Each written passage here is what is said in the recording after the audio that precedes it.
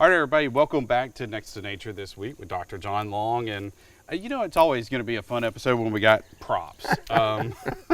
Fun props. Exactly.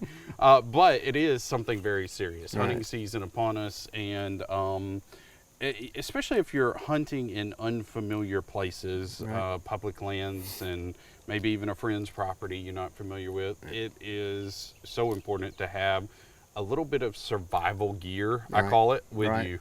When we talk about props, they're props that could save your life for sure.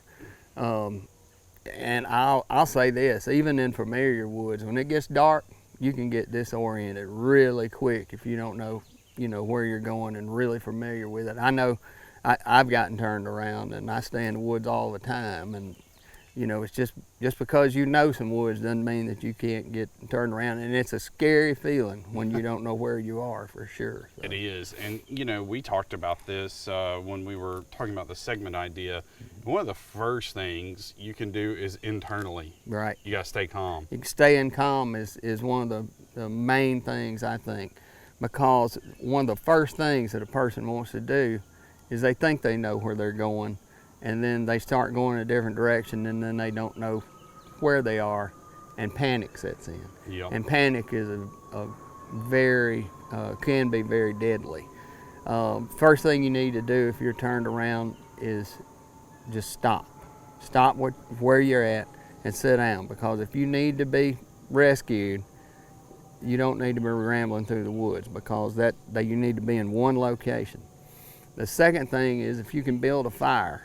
They say it's the most comforting thing. If you think about being in a campfire, that it's really has a calming effect, and it can, calm you down. So if you can build a fire, that's a good thing to do. Now, don't set the woods on fire trying to build. Right. We don't want a forest fire, but we want a small fire just to kind of keep a comforting feel to it. So. Well, and they also might see the smoke. It is easier to see, because you may be out there overnight, and once it's daytime, you can really, you can kind of feel your way out, because you'll have landmarks you can possibly, find out and recognize and move on. All right, so we'll get to some of these props. Speaking of a fire, a buddy of mine made me this bracelet. That's really cool. It's a paracord, Yeah. but on it is a flint striker Mm-hmm. to help with starting a fire, and also a whistle, Yeah. and also brought a whistle. Whistles are very good too. Yeah. 3 sharp blasts, 3 long blasts, and space it out is one of the rescue things that I've heard. Is you do that, and it sounds different than somebody just sitting there blowing a whistle. It's distinct, and it says, "Hey, I need help," type deal. So. Absolutely, and you've got a few things as well. I do. This is, I think, one of the, you and I both brought one, yeah. is a flashlight. And I personally, now I've got rechargeable flashlights, but I like carrying one with batteries, because you can take extra batteries. That's true, you can. And you can take a charger, but I'm not gonna bank on that. I'm old school, so if it take you some extra batteries, make sure you've got that. A compass.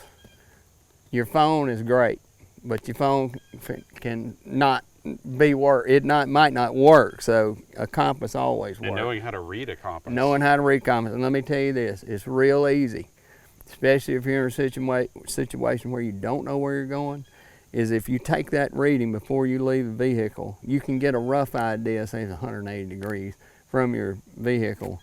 You can get on that line and go from there. Another thing is flag and tape. If you don't know where you're going in the woods, especially if you know you're going in there at dark, take and put some up. Along your trail. Along your trail, and if you're trying to get out and you get turned around, you'll know if you've been by that point before or not, too. Always some good advice. I know some folks have done that. Yep. So, all right, there we go. Some helpful survival tips out in the woods. All right, thanks, Dr. Long. Thank you for joining us this week on Next to Nature.